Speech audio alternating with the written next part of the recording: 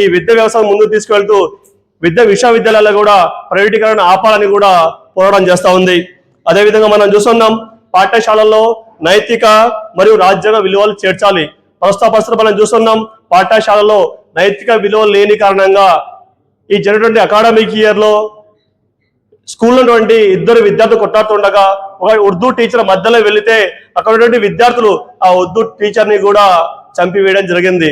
అంటే మనం చదువుతున్న యొక్క చదువుల్లో నైతిక విలువలు ఉన్నాయా అని మనం ఆలోచించుకోవాల్సిన ఆవశ్యకత ఉంది. రాజ్యాంగం యొక్క హక్కులు ఉన్నాయా అని ఆలోచించుకోవాల్సిన అవసరం ఉంది. సోదర మహేశ్వరులారా, గతంలో కూడా ఈ యొక్క నైతిక విలువల గురించి కానివ్వండి, లేకపోతే చదువుల గురించి కానివ్వండి, జరిగినటువంటి పోయిన సంవత్సరం అకాడమిక్ ఇయర్లో ఇక్కడ ఉన్నటువంటి మతోన్మాద చర్యలు కూడా పుస్తకాల్లో చేర్చడం జరిగింది.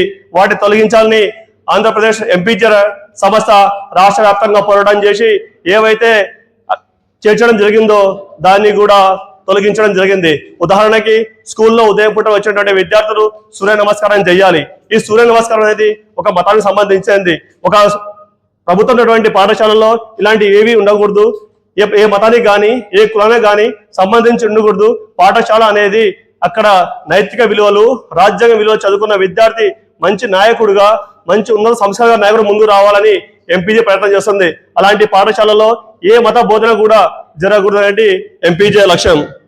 అదేవిధంగా మనం చూస్తున్నాం, ప్రస్తుత పరిస్థితుల్లో విద్య వ్యాపారం అయిపోయింది. అసలు పిల్లలు చదువుకుంటున్నారా అని అర్థం కానటువంటి పరిస్థితుల్లో మనం ఉన్నాం. ఒక స్కూల్లో ఒక ర్యాంక్ వచ్చిందంటే తల్లిదండ్రులు అందరూ అదే స్కూల్కి వెళ్తున్నారు. ప్రభుత్వ టీచర్లు కూడా ప్రస్తుతము ర్యాంక్ వచ్చిన పిల్లల్ని జీపులో పెట్టుకుని ఊరికి పిలుస్తున్నారు. అయ్యా, మా ప్రభుత్వ స్కూల్లో ఇంత ర్యాంకులు వచ్చినాయి, మీరు వచ్చి మా స్కూల్లో పిల్లల్ని జాయిన్ చేయండి అంటే ఇక్కడ ఉన్నటువంటి తల్లిదండ్రులు కూడా చదువుకుంటామంటున్నారు. చదువుకోవడానికి పిల్లల్ని పంపలేదు, మేము డబ్బు చదువుకుంటాము, మా పిల్లల్ని కార్పొరేట్ స్కూల్ వెళ్తాం అంటున్నారు. కార్పొరేట్ స్కూల్లో చదువుతుంటే పిల్లలు మనం చూస్తూ ఉన్నాం. ఆంధ్రప్రదేశ్లో రిజల్ట్ వచ్చిన మరుక్షణమే 6 మంది, రాయలసీమలో 3, మిగతా రాష్ట్రాల్లో 3, 6 మంది స్వతహాగా ఉరివేసి చనిపోవడం జరిగింది. దానికి బాధ్యులు మేము కాదా? లక్షల రూపాయలు ఖర్చు పెట్టాము, ఆ బాబు ర్యాంకు పోతే తల్లిదండ్రులు కాదా బాధపడాల్సింది? మన పిల్లలకు డబ్బులు పెట్టి మనమే అలాంటి స్కూళ్ళలో చదివించి మన పిల్లల్ని స్వతహాగా మనమే వారిని చనిపోయే విధంగా దిద్దుతున్నామంటే మొట్టమొదటిగా తల్లిదండ్రులుగా మనం మారవలసిన ఆవశ్యకత ఎంతైనా ఉంది. ఏది ఏమైనప్పటికీ ప్రభుత్వ బళ్ళు కూడా ప్రభుత్వం యొక్క సహసహకారం అందిస్తున్నాయి. వాటిని మనం ముందు తీసుకువెళ్ళి ఆ ఎంపీఏ సంస్థ వారు మనం ఉన్నటువంటి నియోజక వర్గాలలో ఆ స్కూల్లో టీచర్లు ఉన్నారా, టీచర్ల కొరత ఉందా, అక్కడ పెట్టినటువంటి ఆహారంలో నాణ్యత ఉందా, అక్కడ ఇచ్చినటువంటి చిక్కులు సరిగా ఉన్నాయా లేదా, మనం వెళ్ళి విజిట్ చేయవలసిన ఆవశ్యకత ఎంతనే ఉంది. అక్కడ టీచర్ల సమస్య ఉంటే దాన్ని తీసుకువెళ్ళినటువంటి అక్కడ ఎంఈఓల గారికి కానీ అక్కడ డిఓ గారికి కానీ మన యొక్క రిపోర్ట్ అక్కడ ముందు ఉంచి ఆ స్కూల్లో కొరతను పూర్తిగా చేయవలసిన ఆవశ్యకత మనందరిపై ఎంతనే ఉంది. సోదర మహేశ్వరులారా, అందరికీ విద్య బాలని ఇంకా పటిష్టంగా చేయవలసిన ఆవశ్యకత ఎంతనే ఉంది. రాష్ట్ర ప్రభుత్వాలు మారుతున్నాయి, జీవోలు తీసుకొస్తున్నారు. ప్రస్తుత పరిస్థితున్నటువంటి బడుగు బలహీన వర్గాల ప్రజలందరికీ ఉచిత విద్య అనే ఉద్దేశంతో 1వ తరగతి నుంచి 5వ తరగతి వరకు మీరు కార్పొరేట్ స్కూల్లో జాయిన్ చేసిన ఆ యొక్క ప్రభుత్వం ద్వారా ఉచిత విద్య లభించడానికి మనం అంత ప్రయత్నం చేయగలం. తర్వాత మనం చూస్తే ఆరోగ్య భద్రత హక్కు. ఈరోజు మనందరికీ ప్రభుత్వ హాస్పిటళ్లలో ఉచిత వైద్యం లభించవలసిన ఆవశ్యకత ఎంత ఉంది. లభిస్తుందా అంటే అక్కడ డాక్టర్ గారు రిసిప్ట్ పైన మందులు రాసిస్తారు. ఆ మందులు మనం బయటికి వెళ్ళి కొనవలసిన పరిస్థితి. ప్రస్తుత పరిస్థితుల్లో మన వీధులు కుక్కలు ఖర్చున అక్కడ మెడిసిన్ లభించే పరిస్థితుల్లో మనం ఉన్నాం. మనం ఉన్నటువంటి హాస్పిటల్లో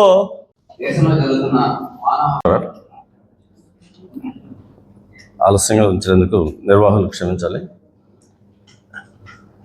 వేదిక మీద ఉన్న ఈరోజు ప్రిసైడ్ చేస్తున్న అధ్యక్షులు అబ్దుల్ రజాక్ గారు, అలాగే మా మిత్రులు కన్వీనర్ హైకోర్టు అడ్వకేట్ ఆయుబ్ గారు, ఖాదీర్ గారు, ఇంకా పెద్దలు చాలామంది ఉన్నారు. అలాగే 4 జిల్లాల నుంచి కూడా ఇక్కడ ఈ ప్రాంతీయ సదస్సుకు హాజరైన మీ అందరికీ కూడా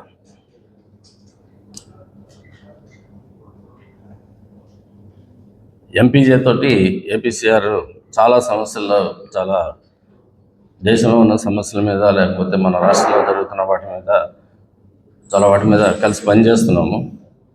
ఎందుకంటే ఈరోజు సమస్య అంతా కూడా దేశంలో ఒకటే సమస్య ఉంది కాబట్టి అదే సమస్య ఈ దేశం మొత్తంలో కూడా అందరూ కూడా ప్రజాస్వామ్యవాదులు కానీ, మిగతా కమ్యూనిస్ట్ పార్టీలు కానీ, దళితులు, క్రిస్టియన్స్, అందరూ ఒకే సమస్య మీద ఉద్యమాలు చేస్తున్నారు, పోరాటం చేస్తున్నారు.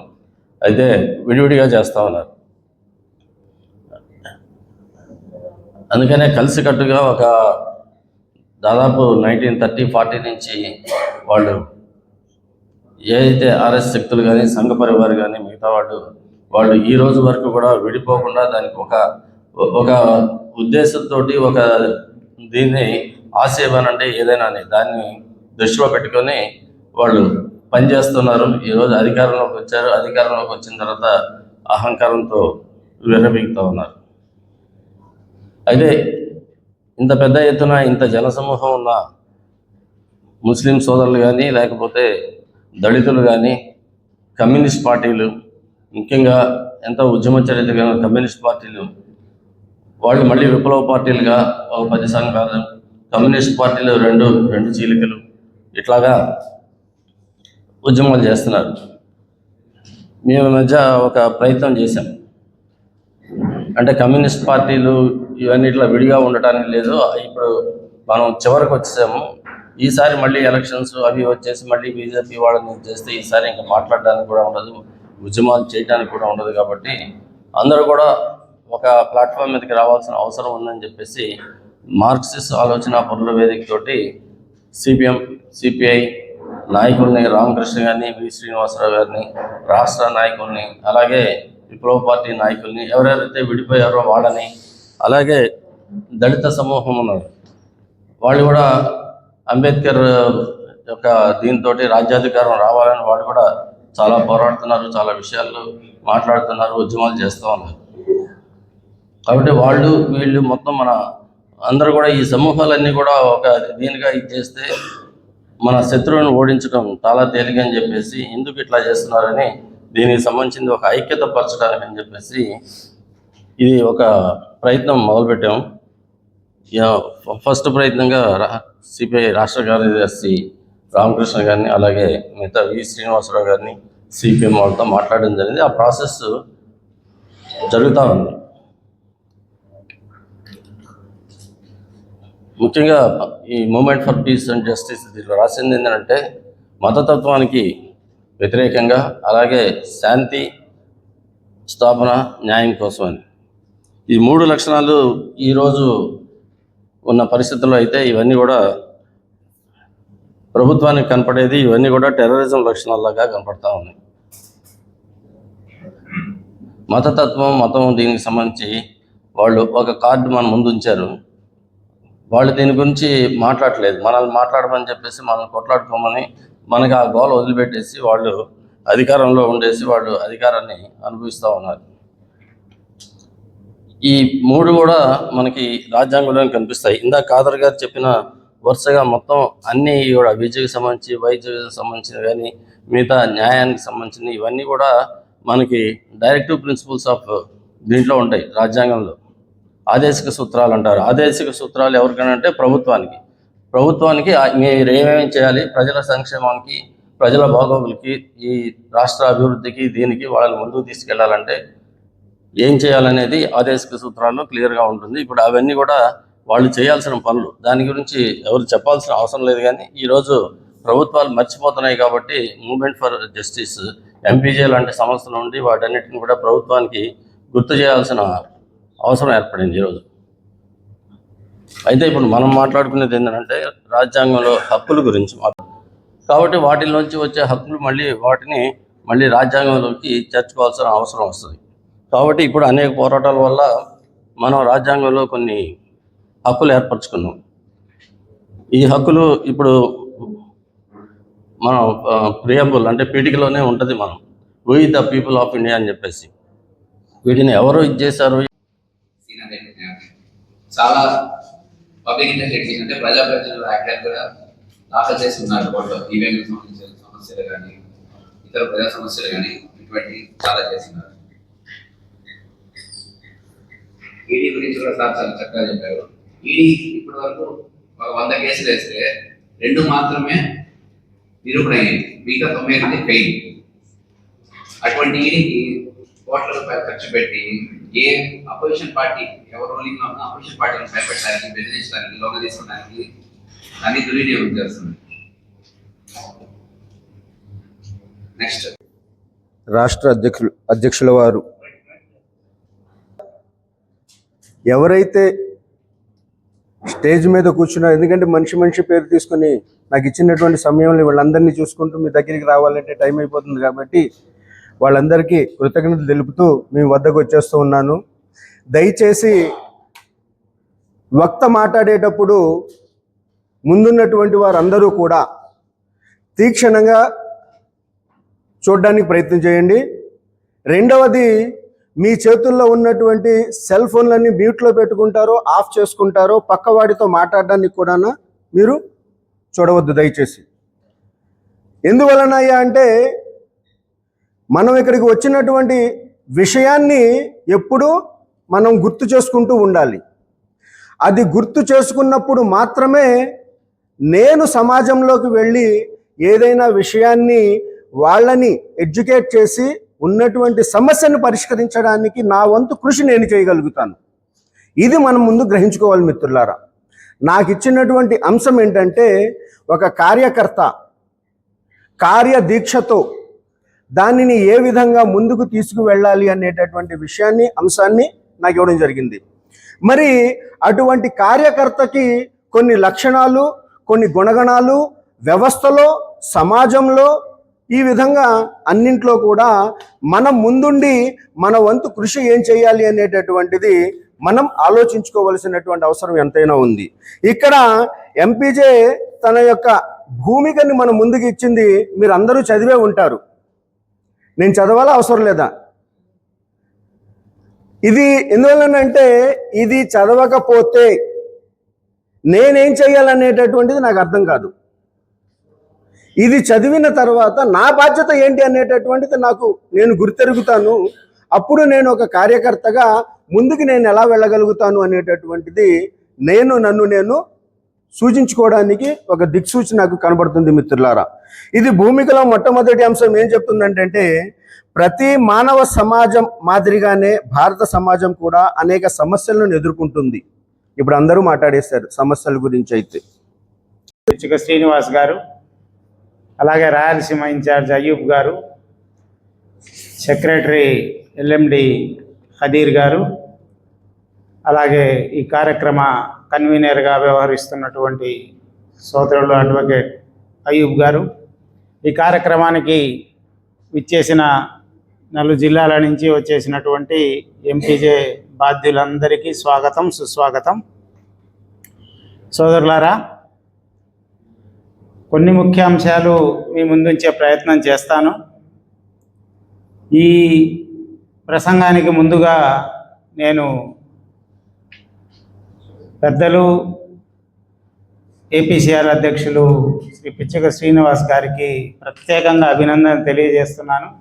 చాలా అద్భుతమైనటువంటి విషయాలు ఆయన మనందరి ముందు ఉంచారు. మీలలో ఎవరైనా నిద్రావస్థలో ఉండి సరిగ్గా వినకపోయి ఉంటే చాలా పోగొట్టుకున్నారు. మీరు విన్నవాళ్ళు మాత్రం చాలా పోగేసుకున్నారు. చాలా అద్భుతమైనటువంటి అమూల్యమైనటువంటి విషయాలను ఆయన మన ముందు ఉంచారు. ఇలాంటివి ఎక్కడా కూడా బయట మనకు దొరకనటువంటి విషయాలు. ఇలాంటి వేదికల మీద మాత్రమే మనం వాటిని పొందగలం. కాబట్టి మనం చాలా దూర ప్రాంతం నుంచి వచ్చాం, రాత్రంతా ప్రయాణం చేశాం, ఉదయానికి ఇక్కడ చేరుకున్నాం, మరికొన్ని గంటల్లో ఇక్కడి నుంచి నిష్క్రమిస్తాం. కానీ ఇక్కడ ఉన్న ఈ కొద్ది గంటలు చాలా అమూల్యమైనటువంటి విషయాలు మాత్రమే మన ముందుకు వస్తాయనే భావనతో వాటిని పొదివి పట్టుకోవడానికి ప్రయత్నం చేస్తే మనం ఇంత కష్టపడి ఇక్కడికి వచ్చినందుకు దానికి కాస్త సత్ఫలితాన్ని మనం పొందగలుగుతాం. కాబట్టి ఇంకా కేవలం గంటన్నర మాత్రమే మన ముందుంది. కాబట్టి దయచేసి ఈ కొద్ది సమయం కాస్త అలర్ట్గా ఉండవలసిందిగా మీ అందరికీ విజ్ఞప్తి చేస్తున్నాను.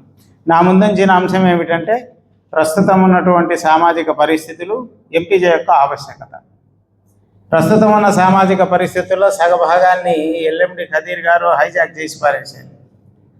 విజన్ ఎంపీజే ఆయన టాపిక్ అయితే దాంట్లోంచి దీంట్లోకి లాక్కున్నారు. కాబట్టి ఆ విషయాలను మళ్ళీ మీ ముందుంచితే ఇది మళ్ళీ బోర్ కొట్టే అవకాశం ఉంది. కాబట్టి నేను ఆయన ఏ అంశాలైతే స్పృశించారో వాటిని వదిలేసి కొన్ని అంశాలు మాత్రమే మీ ముందుంచే ప్రయత్నం చేస్తాను. మనమంతా కూడా స్వతంత్ర భారతదేశంలో భారత రాజ్యాంగాన్ని అనుసరించి స్వతంత్ర భారతదేశ పౌరులుగా మనల్ని మనం ప్రకటించుకున్న వాళ్ళం. ఈ భారత రాజ్యాంగం యొక్క ఔన్నత్యాన్ని గనక మనం గుర్తించలేకపోతే మన ఉనికే మనకు ఒక అర్థం లేనటువంటి స్థితిలో ఉంచుతుంది. ఇప్పుడే శ్రీనివాస్ గారి చేతిలో భారత రాజ్యాంగం పుస్తకం ఆయన చేతిలో ఉంది. ఆయన ఎక్కడికి వెళ్ళినా ఆ పుస్తకంతో వెళుతున్నట్టుగా నాకు అనిపించింది. వాస్తవంగా ఇది ఒక అద్భుతమైనటువంటి అంశం. ఏ రాజ్యాంగం అయితే మనల్ని ఈ దేశ పౌరులుగా నిలబెట్టిందో దాని పట్ల సరైన అవగాహన కనుక మనకు లేకపోతే మనం మన బాధ్యతల్ని కానీ మన హక్కుల్ని కానీ ఎటువంటి పరిస్థితుల్లో కూడా గుర్తించలేం. దీన్ని ప్రధానంగా ఎంపీజే కార్యకర్తలు కానీ సభ్యులు కానీ నాయకులు కానీ ప్రత్యేకంగా గుర్తించాల్సిన అవసరం చాలా ఉంది. ఇది 1950లో మనకు రాజ్యాంగం అమల్లోకి వచ్చింది. మనమందరం రాజ్యాంగాన్ని గుర్తించామని మనం అనుకుంటున్నాం. కానీ దాదాపు 2 సంవత్సరాల 11 నెలల 18 రోజులు దీని వెనక తీవ్రమైన కృషి జరిగింది. ప్రపంచంలోని నలుగురు దేశాల రాజ్యాంగాల్ని ఓడపోయటం జరిగింది. మహనీయులు అంబేద్కర్ గారి సారథ్యంలోని రాజ్యాంగ కమిటీ ఒక పెద్ద యజ్ఞమే చేసి అన్ని రకాలైనటువంటి మానవీయ విలువలన్నింటినీ కూడబెట్టి ఈ రాజ్యాంగాన్ని రూపొందించి మనకు అందించబడింది. రాజ్యాంగ పరిషత్ 1949లో దాన్ని ఆమోదించి 50 నుంచి మన చేతికి వచ్చింది. అందులో మనం ప్రకటించుకున్న విషయం ఏమిటంటే భారతదేశం ఒక సర్వసత్తాక గణతంత్ర సామ్యవాద లౌకిక ప్రజాస్వామ్య దేశం అని దాని పీఠికలోనే మనం ప్రకటించుకున్నాం. కానీ నాకు ఇచ్చిన అంశం ప్రకారం కనుక దాన్ని విశ్లేషిస్తే నేటి సమాజ పరిస్థితుల్లో అలాంటి పరిస్థితి ఈనాడు మన సమాజంలో ఆ రాజ్యాంగ విలువల్ని మనం చూడగలుగుతున్నామా? కొన్ని అంశాలు ఖదీర్ గారు చెప్పేశారు, వాటిని వదిలేస్తే 1-2 విషయాలను నేను మీ ముందుంచే ప్రయత్నం చేస్తాను. ఇందులో 2 అంశాలు చెప్పబడ్డాయి.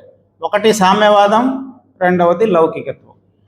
ఏదైతే మనము ప్రకాశం, పల్నాడు, గుంటూరు, ఎన్టీఆర్ జిల్లాల నుంచి వచ్చిన అధ్యక్షులు, జిల్లా అధ్యక్షులు, ప్రతి ఒక్కరికి పేరు పేరున అస్సలాము అలైకుం వరహ్మతుల్లాహి వబరకాతుహు.